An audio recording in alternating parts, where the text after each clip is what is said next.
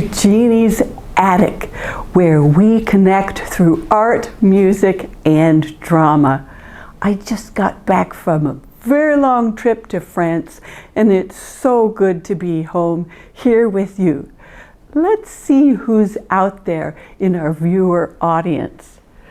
Grab our magic mirror. Let's all step into our magic mirror and see who's out there.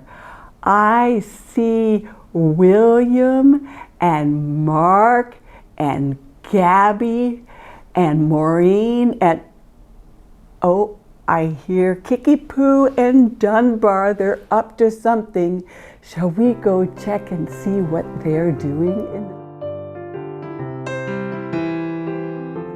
Hello, Kiki Poo. Hello, Dunbar. Good morning, Miss Gini. Good morning. How are things going in the hen house? Well, we had a bit of a fright last night. Oh, in the middle of the night, we heard footsteps. We were so frightened, we were shaking. Yes. It turned out a weasel was sneaking into the hen house to steal eggs. So I sounded the alarm, and all the hens and Dunbar woke up, and we blocked the doorway. It was so exciting. Brava!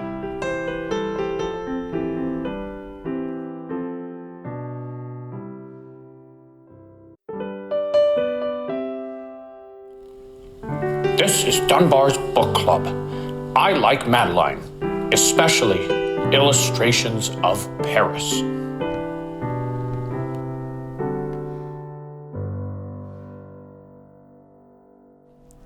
Welcome to the Art Critics Corner, a safe place to talk about art.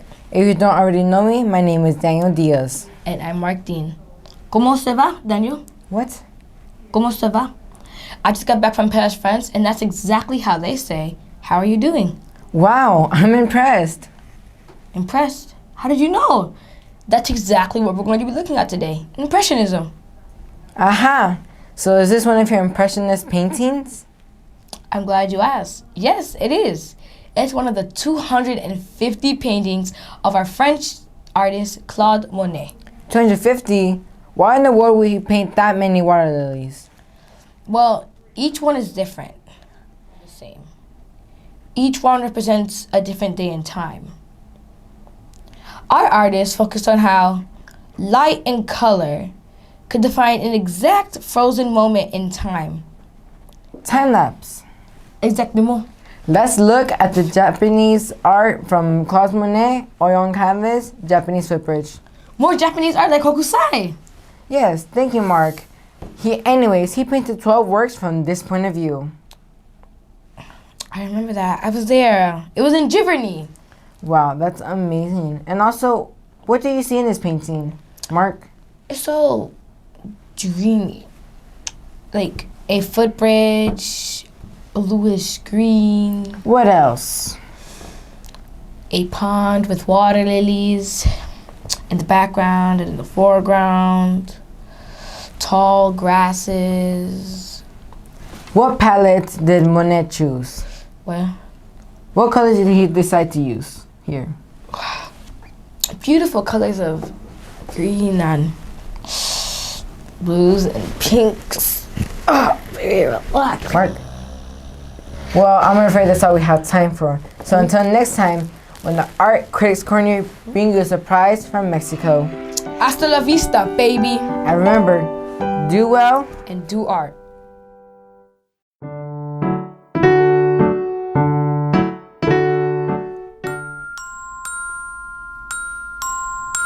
Oh la la! That sounds like the ostinato to Frère Jacques.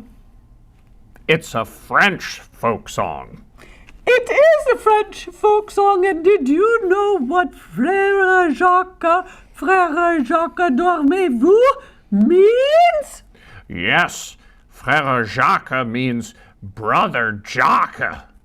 No, it means Brother John. Oh, Are you sleeping? no.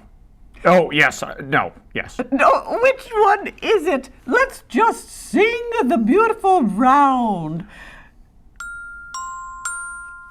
Frère Jacques, Frère Jacques, Frère Jacques, Frère Jacques, dormez-vous, dormez-vous, sonnez les matines, sonnez les matines, ding dang dong, ding dang ruff. Oh, I like the roof at the end. Au revoir, Don Bar, à bientôt. Au revoir.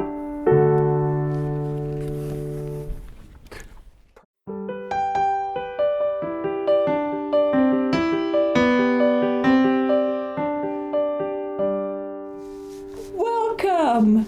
Gather round and meet me at the table. Welcome back. Today we get to have fun playing with watercolors, crayons, and salt, all to create Monet's beautiful Japanese footbridge and water lily pond. But before we do, let's welcome back our wonderful guest artists, Sophia. Welcome back. And Jimena, welcome back. By the way, you did a beautiful job on the Great Wave last time we met. Can you tell me something, Sophia? What's your favorite art to do? I like to paint. You like to paint? What kind of subjects do you like to paint? Well, once I painted a pumpkin and I painted it to look like Frankenstein. That's really neat. Good for you, Sophia. Keep painting. How about you, Jimena? What's your favorite kind of art project? I like to use anything to color or draw. You like colors, don't you? What are your favorite colors? My favorite colors are green, blue, pink, and purple. That's fantastic because that's what we're going to be using a lot of today for our watercolor resist. So come join us and enjoy. Welcome to Meet Me at the Table. Today we're going to do a beautiful, beautiful watercolor resist of the Japanese footbridge and water lily pond in Giverny, France. So let's go ahead and take a trip. The materials we will be using for the Japanese footbridge and water lily pond will be a sheet of watercolor paper, crayons, watercolor paints, and paintbrushes with a little bit of a rag or paper towel, and plain table salt. Also, we'll need a cup of fresh water. Starting with this beautiful Japanese footbridge, let's take a darker crayon. That's going to resist the watercolor paints in just a little bit. And we're going to go vertically today, or portrait direction. Let's begin with a nice curved line above the middle edge and go all the way to the opposite edge. Repeat that parallel curved line all the way to the other edge, and we've got a beautiful start for our footbridge. Let's not forget that middle support curved line. And now we're going to create 4 vertical rails, kind of equally spaced, equidistant, and we have our beginnings of our Japanese footbridge painting.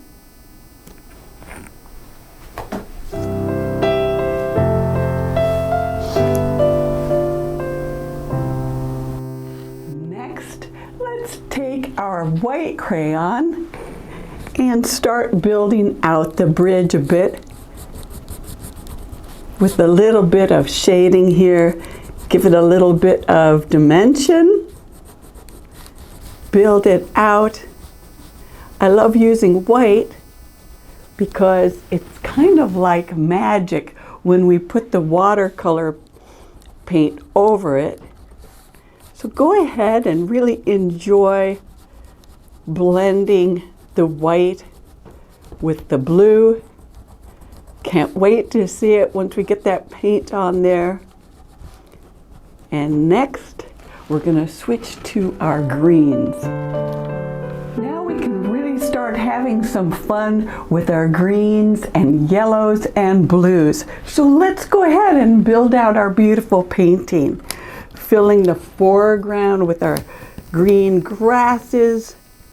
Press down hard with the crayon so it resists, and have a really, really good time filling in this water lily pond of Claude Monet's. Once we've finished the foreground, middle ground, and background of our grasses and willow trees, we can start on our beautiful water lilies.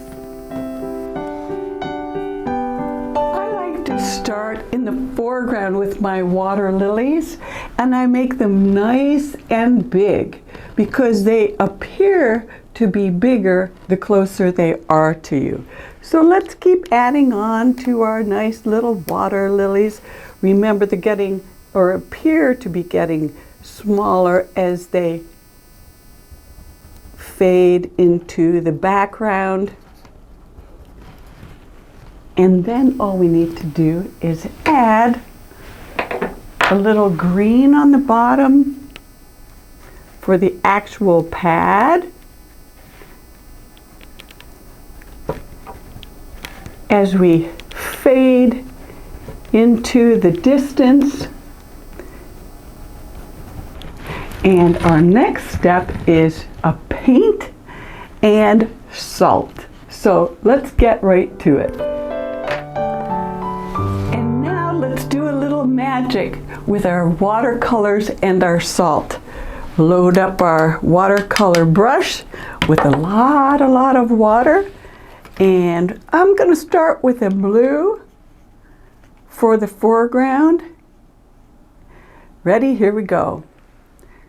Let's go right over that crayon, and voila! Look how our crayon pops out of the page.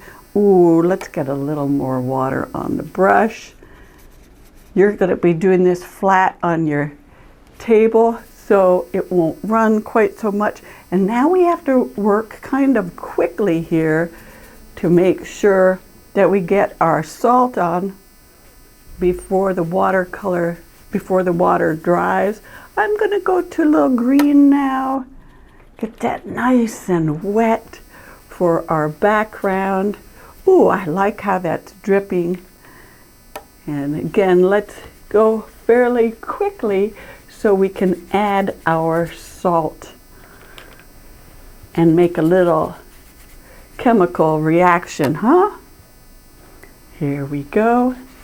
And I'm going to have to lay my painting down for this trick. Take your salt, and I'm going to sprinkle generously and let it dry. And it's going to kind of have a reaction like a tie-dye.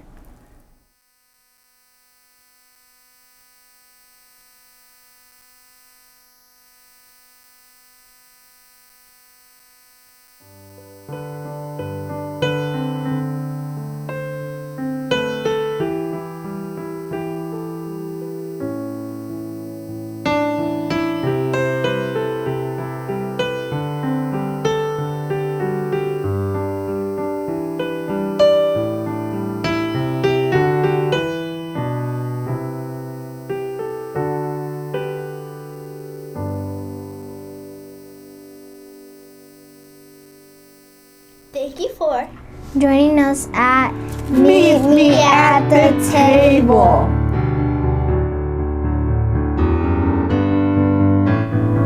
I'm afraid that's all we have time for today. Thank you so much for connecting with us in Gini's attic. Until next time, a bientôt.